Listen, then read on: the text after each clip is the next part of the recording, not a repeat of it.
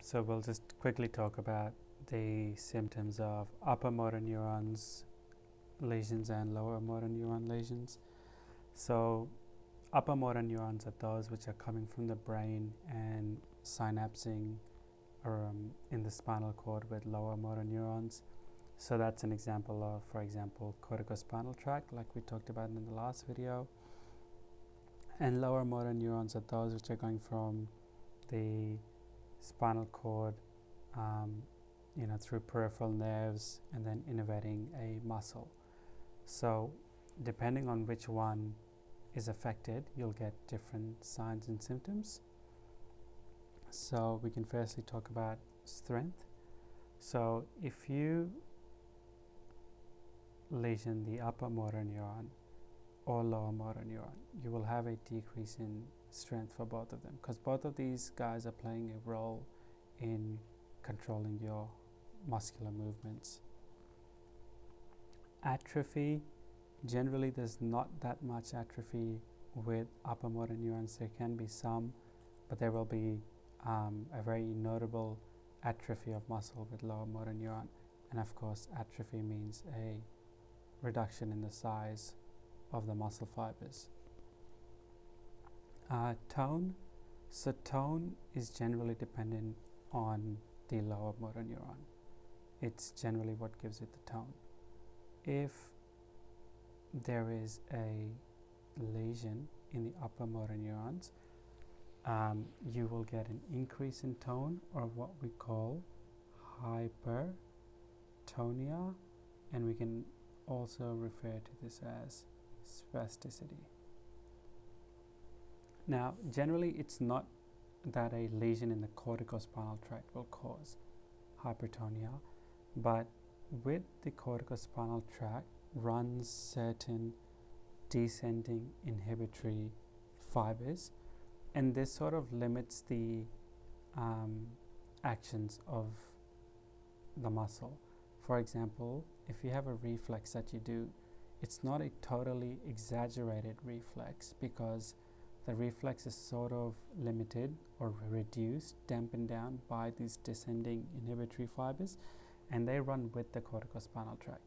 So usually when you lesion one, because they're all running close to one another, you'll sort of affect the descending inhibitory fibers. So if there is an upper motor neuron lesion, think of it as the descending inhibitory fibers are affected, and so you can't really inhibit what's going on, and tone is sort of due to the lower motor neurons, and so now the lower motor neurons are left unchecked. They can do whatever they want, and they're going to increase the tone, so it'll be hypertonia.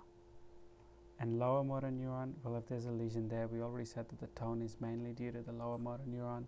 So if you lesion the lower motor neuron, the tone will go away as well, and this is what we call hypertonia. Can also be like flaccidity. Can be in a flaccid state. Reflex, so I already touched upon this sort of. If the descending inhibitory fibers are gone, your reflexes are left unchecked, so they won't be dampened down. They'll be really exaggerated, and that's what we call hyperreflexia. And if there's a lower motor neuron lesion, so the lower motor neuron again is that which is going to the muscles. So if this is your spinal cord and this is an upper motor neuron, well, then the lower motor neuron is what's gonna sort of synapse with it and take it to a muscle, and it's gonna synapse here. And if your lower motor neuron is lesioned, well, then there's nothing really innervating the muscle.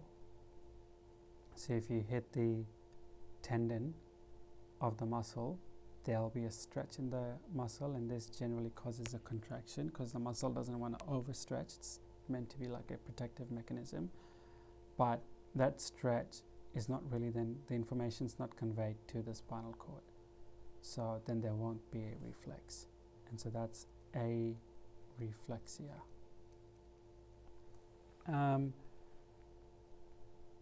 There is the Babinski sign. So what the Babinski sign is if you have a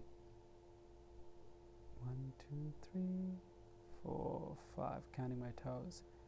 If you have a foot, and let's get another view, so like this, what you do is that you sort of stroke the lateral aspect of the foot, so down here, the little toe side, sort of like that. You'll stroke it in that direction, and if you do it to someone, generally what will happen is your toes will curl downwards, and this is generally the case with adults and children, but what happens with infants is that their toe, when you sort of stroke the lateral aspect, will curl upwards. It'll go upwards, and this sort of gets lost over time as you mature, and this is due to the descending inhibitory fibers getting rid of this primitive reflex. But when you lose the upper motor neurons, then the descending inhibition once again is gone, and so you sort of go back into primitive reflex mode, and it'll curl upward. And with lower motor neuron, this is not affected. So the Babinski is normal for lower motor neuron, upgoing in upper motor neuron. Last one is fasciculations. So that's sort of a group of muscles just sort of rapidly contracting and relaxing, just twitching. For example, if you're ever tired, you might notice your eye start to flicker, and that's fasciculations. And that's more to do with lower motor neuron. Generally doesn't happen with upper motor neuron diseases. And that sums up lower motor neurons and upper motor neurons. There's this one other point, that with acute upper motor neuron lesions, so let's say the upper motor neuron lesion just happened, sometimes what can happen is they can initially present with lower motor neuron signs, but over the course of some time, then the upper motor neuron symptoms will start to occur. And this is the case, or this happens with what we call spinal shock.